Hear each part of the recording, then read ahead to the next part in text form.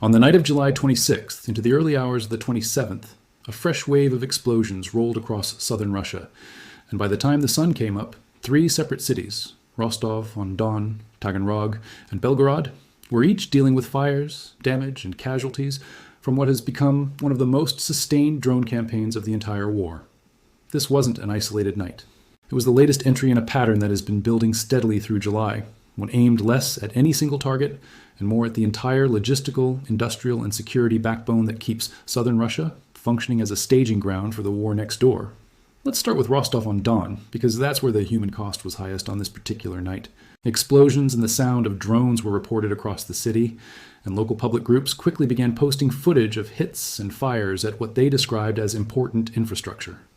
Monitoring channels, including one called Exilenova Plus, reported that the drones appeared to be targeting the city's port and its railway infrastructure. Open-source analysts tracking the strikes said it was likely that Rostov's rail network had taken damage, and that the port itself may have been hit as well, though full confirmation of the port damage took longer to establish than the rail damage did. Separately, reports emerged that a drone strike had also hit the Azov Optical-Mechanical Plant, a company that manufactures optoelectronic, radar, and high-precision targeting systems, and that sits squarely inside Russia's defense industrial complex. According to analysis published by the independent outlet Astra, smoke could be seen rising over the Rostov Sea trade port following the attack, concentrated around what's known as the 4th cargo area of the port complex. Regional authorities confirmed that the human toll from the overnight strikes on Rostov was serious. 2 people were killed and 5 more were injured, 2 of them seriously, including a teenager, according to Governor Yuri Slyusar. He said the 2 people killed were a married couple. Damage was reported across several districts of the city, including the Zheleznodorozhny, Proletarsky, and Leninsky districts. A residential building on Beregovaya Street, located only about 1.5 kilometers from the port, was also damaged in the strikes. A reminder that even when drones are targeting industrial or logistics infrastructure, the debris field and blast radius from these attacks routinely reaches into residential areas and directly affects people who have no connection to the facilities being targeted. It's worth taking a moment to explain why the Rostov port specifically keeps showing up in this campaign, because its role is not obvious at first glance. Rostov Commercial Seaport operates as a universal transshipment complex, and although the city sits inland along the Don River rather than directly on a coastline, the port is classified as a maritime facility because it forms part of the Azov Black Sea Basin and handles genuine international shipping traffic. It receives vessels flying foreign flags and runs regular voyages to destinations throughout the Black Sea and Mediterranean regions. That makes it functionally different from a purely domestic river port, and it means that disrupting operations there has consequences that ripple outward into Russia's broader ability to move goods, including fuel and other strategically significant cargo, through the southern part of the country and out into international waters. Hitting a facility like this isn't just about causing a fire for the sake of causing a fire. It's about degrading a specific node in a transport network that Russia depends on to keep its southern logistics chain functioning, particularly as land routes into occupied Crimea and the wider southern military grouping have already come under sustained pressure elsewhere in this same campaign. The attack on Rostov didn't happen in a vacuum, and to really understand what's going on here, it helps to zoom out and look at what's been happening in the same general region over the preceding weeks, because this specific corner of southern Russia has become one of the most heavily and repeatedly targeted areas of the entire war. Go back to the night of July 9th into the 10th, and you find one of the clearest earlier examples of the same pattern playing out. Drones struck Taganrog and the nearby city of Azov simultaneously, hitting the port terminal operated by a company called Kurganefta Product, formerly known as Yug Transit Service, which handles the loading and unloading of petroleum products onto seagoing vessels. At the same time, 2 oil product storage facilities caught fire in Azov, and, notably, drones also struck the Azov Optical-Mechanical Plant, the very same defense industrial facility that would be hit again more than 2 weeks later in the July 26th wave. A fire also broke out near the Taganrog Aviation College, an institution that trains specialists for the aviation and machine-building industries, and Rostov region's governor said at the time that Russian air defenses had intercepted roughly 35 drones during that single overnight assault, though clearly not all of them. That night's strikes came just 1 day after Ukrainian forces had struck 2 other oil depots, in Stavropol and Tver, along with an oil loading terminal elsewhere in Rostov region, part of a broader effort throughout the summer that, by the end of June, had reportedly resulted in successful strikes on 8 of Russia's 10 largest oil refineries. The port at Taganrog carries its own strategic weight, similar in some ways to the port at Rostov. It functions as one of Russia's key logistics hubs on the Sea of Azov, and cargo moving through it, including petroleum products, plays a role in supplying occupied Crimea and the broader southern military grouping fighting in Ukraine. Its usefulness to Russia lies partly in the fact that it offers an alternative route that reduces dependence on the Kerch Bridge and other more heavily scrutinized transport corridors into Crimea. That's precisely why it keeps coming up as a target. It's not simply commercial infrastructure, it's a piece of the alternate supply architecture Russia has built to keep its occupied territories and frontline forces supplied, even as more obvious routes come under pressure. Then there's Belgorod, a city that sits right up against the Ukrainian border and has, over the course of this summer, become almost a fixture in nightly strike reporting.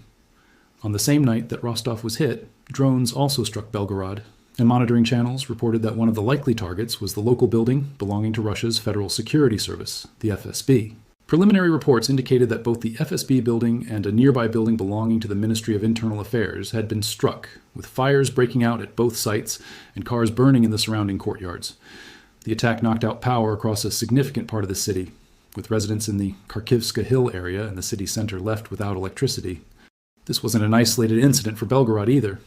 Just 2 nights earlier, on July 24th into the 25th, the city had already been hit by a separate massive drone attack that set fire to logistics warehouses and energy infrastructure, including a power substation on the grounds of the Luch combined heat and power plant, and the Yuzhnaya electrical substation. And, going back further, on the night of July the 6th into the 7th, Ukrainian missiles had struck Belgorod's airport and a natural gas pipeline operations facility belonging to a Gazprom subsidiary, triggering yet another round of power and water disruptions across the city and surrounding district. Belgorod region's governor at the time confirmed the missile attack and the damage to energy infrastructure without directly confirming which specific facilities had been hit, a pattern of official vagueness that shows up again and again throughout this campaign, regardless of which city is involved. Separately, on the night of July 25th, before the most recent wave hit Rostov and Belgorod again on the 26th and 27th, drones had already struck Rostov once more, along with the city of Engels and areas in and around Luhansk, with fires reported at multiple sites, including a barracks building. That means that in the space of roughly 48 hours, Rostov alone was targeted on back-to-back nights. First, as part of a broader strike that also hit Engels and Luhansk, and then again in the attack that hit the port, the railway infrastructure, and the optical-mechanical plant, and killed 2 people in the city itself. So what you're really looking at, when you step back from any single night, is a rolling, near-continuous campaign across a fairly compact stretch of southern and southwestern Russia, encompassing Rostov-on-Don, Taganrog, Azov, and Belgorod, that has been running at a remarkably high tempo through the back half of July. These aren't scattered opportunistic strikes. They're concentrated, repeated hits on a specific set of overlapping target categories: ports and rail infrastructure that move fuel and other cargo south toward Crimea and the front line, oil depots and refineries that keep that fuel supply flowing in the first place, defense industrial facilities like the Azov Optical-Mechanical Plant that manufacture components going directly into Russian weapon systems, and security and administrative infrastructure like the FSB building in Belgorod that represents the state's control apparatus in these border regions.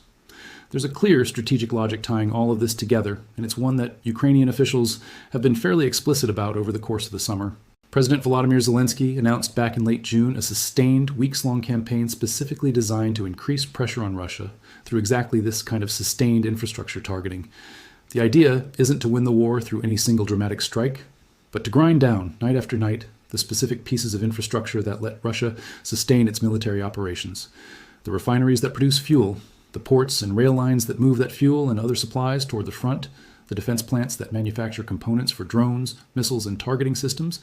and, increasingly, the energy grid that keeps all of it running. By the end of June, that campaign had already reportedly resulted in strikes on 8 of Russia's 10 largest oil refineries,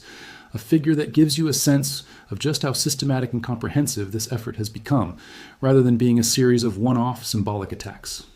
It's also worth pausing on why a company most people have never heard of, the Azov Optical-Mechanical Plant, keeps getting hit not once, but repeatedly. This is a facility that manufactures optoelectronic systems, radar components, and high-precision targeting equipment, the kind of hardware that goes directly into guided weapons, surveillance systems, and the sighting equipment used across a huge range of Russian military platforms.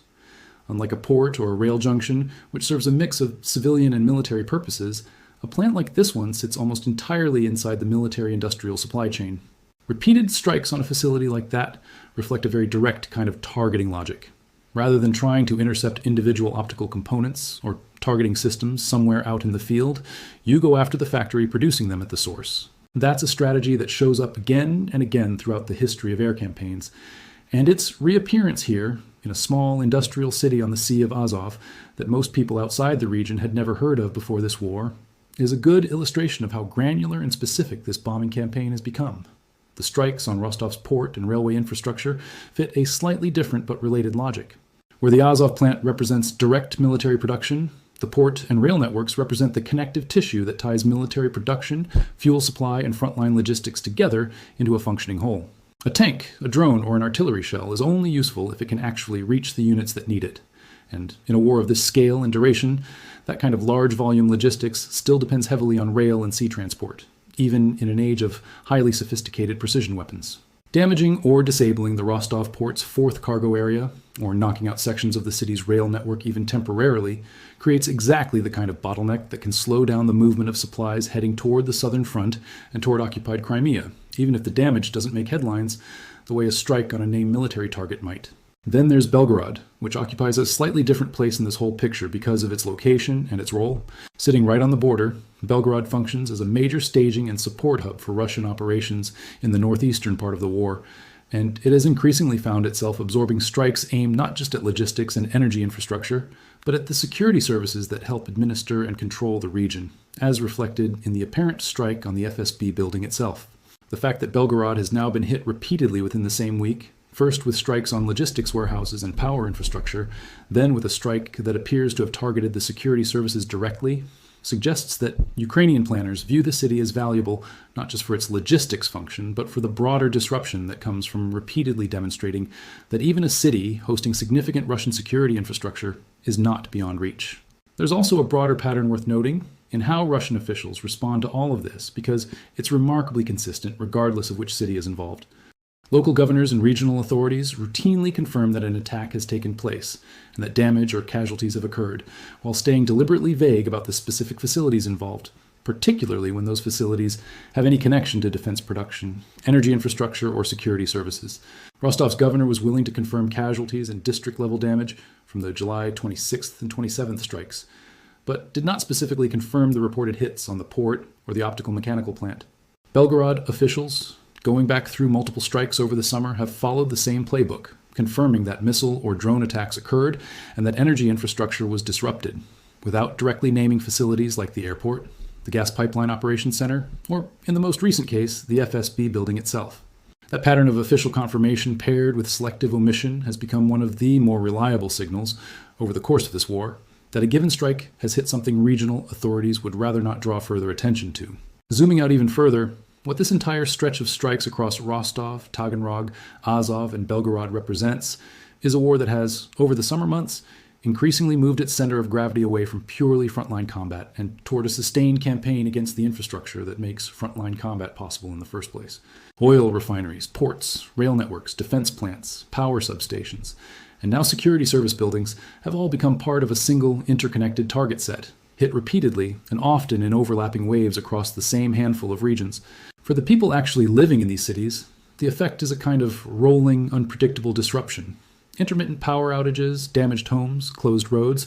and, as happened in Rostov on this particular night, real loss of life among people who had nothing to do with the military or industrial facilities being targeted around them. What comes next is, in some ways, easy to predict simply by extrapolating from the pattern of the last several weeks. Given how consistently these regions have been hit, and given the stated strategic logic behind the campaign, there's little reason to expect a meaningful pause in strikes on Rostov, Taganrog, Belgorod, or the broader cluster of southern Russian cities that have found themselves absorbing this pressure night after night. If the refinery-focused phase of the campaign earlier in the summer is any guide, having already reportedly reached 8 of Russia's 10 largest refineries by the end of June, it suggests a methodical, checklist-style approach to target selection rather than a random or purely opportunistic one. That same methodical quality now appears to be playing out across ports, rail infrastructure, defense industrial plants, and energy and security facilities in this southern cluster of cities,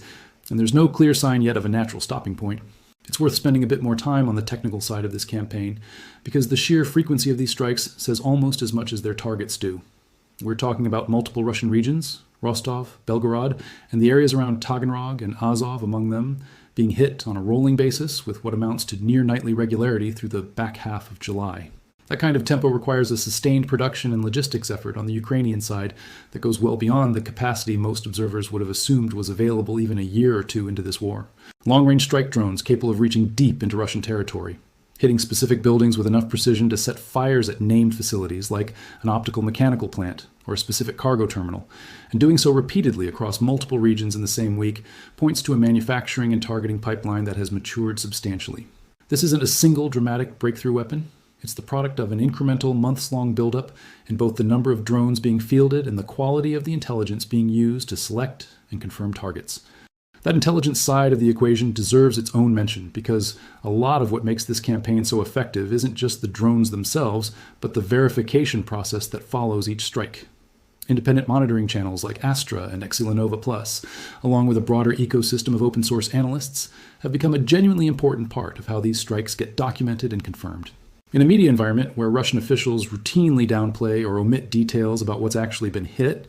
this open-source verification process, cross-referencing residents' social media footage against known facility locations, satellite imagery, and geolocation techniques, has become one of the only reliable ways to establish what happened on any given night.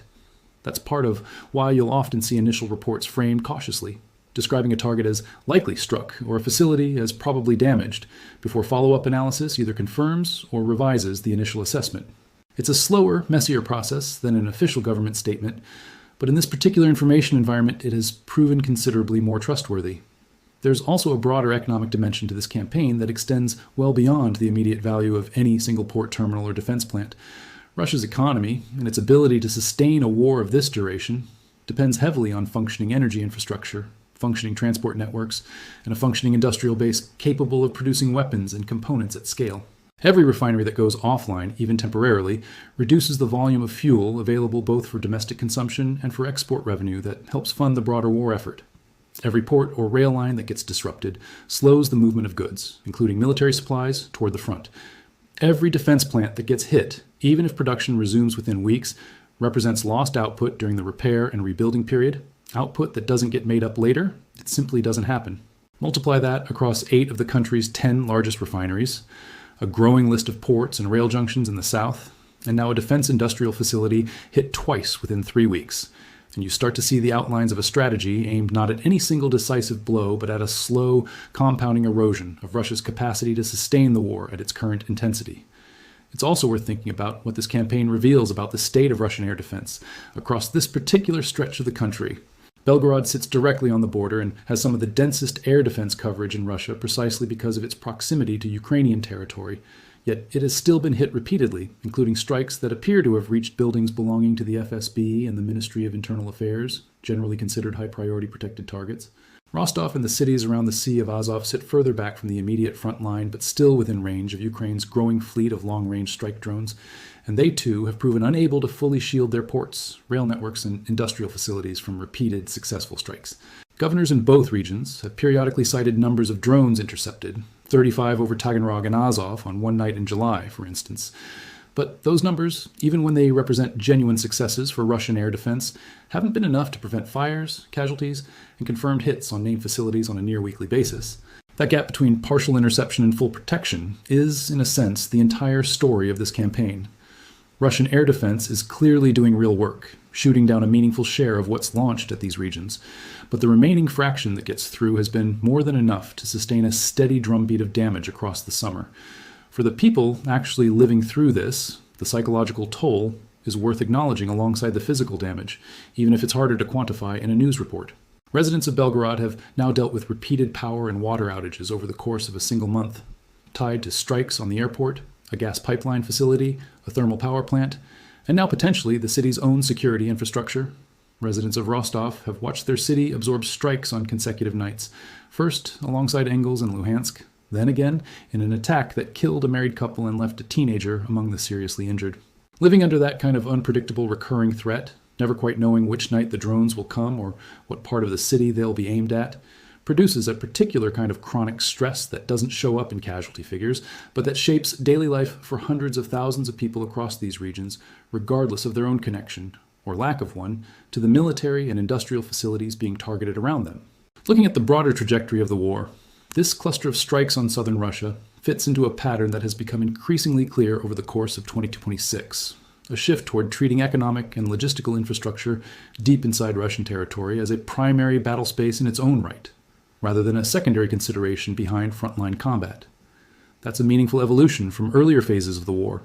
when long-range strikes inside Russia were comparatively rare and limited mostly to symbolic or opportunistic targets. What's happening now across Rostov, Taganrog, Azov, and Belgorod looks much more like a sustained campaign plan, with named target categories, repeated hits on the same facilities when initial strikes don't achieve full effect, as with the Azov Optical-Mechanical Plant being struck twice within 3 weeks, and a tempo that suggests significant investment in both drone production and the intelligence infrastructure needed to keep identifying and confirming new targets night after night. There's a comparison worth drawing here to how strategic bombing campaigns have historically been assessed, because it helps put the significance of this kind of sustained infrastructure targeting into perspective. Military historians have long debated how much actual battlefield effect comes from destroying an adversary's refineries, rail junctions, and factories, as opposed to fighting directly along the front line. The honest answer, based on decades of research into past conflicts, is that this kind of campaign rarely produces an immediate, dramatic collapse. What it tends to produce instead is a slow tightening of constraints. Fuel that has to be rationed more carefully, spare parts and components that take longer to reach units that need them, and a defense industrial base that has to divert resources toward repair and reconstruction instead of new production. None of that shows up as a single headline grabbing a battlefield defeat. It shows up gradually in reduced operational tempo, in units waiting longer for resupply, and in an economy that has to work harder to sustain the same level of output it managed a year earlier. That's almost certainly the kind of effect Ukrainian planners are aiming for with this campaign against Rostov, Taganrog, Azov, and Belgorod. Not a single knockout blow, but a steady accumulation of friction across every part of the system that keeps Russian forces supplied in the war's southern and southeastern sectors. It's also useful to think about how this campaign interacts with the diplomatic track of the war, to the extent one still meaningfully exists. Sustained infrastructure strikes like these function, whether or not this is their primary intent,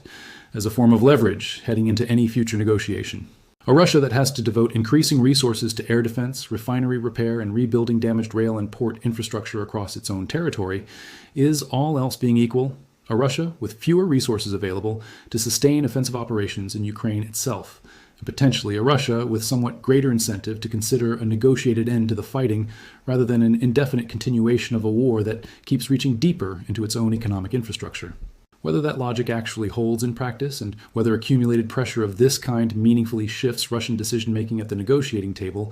remains one of the more contested questions among analysts watching this war, and it's not something that can be answered definitively just by tallying up refineries and ports hit over the course of a single summer. But it's clearly part of the calculation behind why this campaign has been sustained at such a high tempo for so many weeks running, rather than being scaled back or redirected toward purely frontline targets. One more thread worth pulling on is how this campaign against southern Russian infrastructure relates to Russia's own war economy and its relationship with the population living in these border and near-border regions. Belgorod, Rostov, and the smaller cities around them are not distant, disconnected parts of the country. They are among the regions most directly and repeatedly affected by this war, whether through cross-border shelling earlier in the conflict, or increasingly now, through this sustained drone campaign against their energy grids, transport networks, and industrial facilities. Repeated power outages, damaged homes, and now a rising toll of civilian casualties in cities like Rostov create a lived reality for residents there that looks very different from how the war might be experienced in Moscow or St. Petersburg, cities that have, for the most part, remained comparatively insulated from this kind of direct disruption. That regional disparity, a war that feels close and disruptive in the south and near the border, but comparatively distant in Russia's political and economic core, is itself a notable feature of how this conflict has evolved. And it raises its own set of questions about how sustainable that arrangement is if strikes on southern infrastructure continue to intensify rather than taper off. Taken together, the picture that emerges from this single night, drones over Rostov hitting a port and rail network, a defense plant struck for a second time in under 3 weeks, 2 people dead and 5 injured, and simultaneous strikes in Belgorod reaching potentially the FSB's own building and knocking out power across a significant part of the city, is a picture of a war that has, over the course of this summer, developed an entirely new axis of intensity running through Russia's own southern territory. It sits alongside, rather than replacing, the fighting still taking place along the front lines in eastern and southern Ukraine, but it has become, in its own right, one of the defining features of this phase of the conflict. A methodical, sustained campaign against the infrastructure that keeps Russia's war machine supplied, fought not with tanks and artillery, but with long-range drones striking refineries, ports, rail lines, defense plants, and now, apparently, the buildings of the security services themselves. For now, what's confirmed is this: 2 people dead and 5 injured in Rostov-on-Don, damage across multiple districts of the city, a residential building hit just a short distance from the port, fires at the port's 4th cargo area and likely damage to the surrounding rail infrastructure, a defense plant producing optical and radar systems struck for at least the 2nd time in under 3 weeks, and, in Belgorod on the very same night, an apparent strike on the local FSB building and a power outage affecting large parts of the city. It's one more entry in a summer that has seen this stretch of southern Russia hit again and again, each strike degrading in some small but real way the infrastructure Russia depends on to keep its war effort supplied, while leaving ordinary residents in these cities to deal with the fires, the power outages, and all too often, the casualties left behind once the drones have moved on to their next target. And if the pattern of the past several weeks holds, tonight's fires in Rostov and Belgorod are unlikely to be the last this region sees before the summer is over. Emergency crews in both cities will spend the coming days assessing the full scope of the damage. Regional officials will likely continue offering the same carefully hedged confirmations they've offered after every strike this summer, and residents will go on living with the same unpredictable rhythm that has defined life in this part of Russia for weeks now.